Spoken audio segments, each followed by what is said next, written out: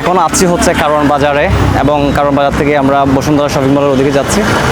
And আজকে তেমন চাপ নাই, ঢাকাতে আসলে সবসময় জ্যাম জট এগুলো লেগেই থাকে। তারপরও আজকে মোটামুটি ইজিলি আসতে পারছি, অনেকটা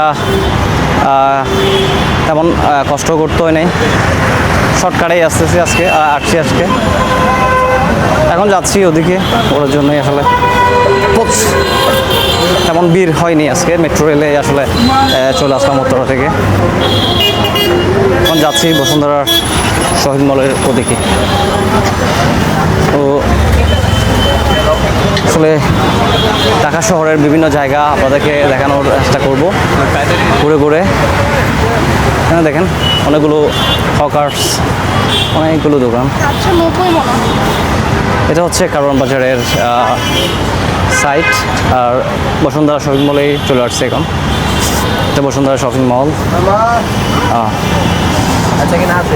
এখন আছি হচ্ছে বসুন্ধরা শপিং মলের সামনেই।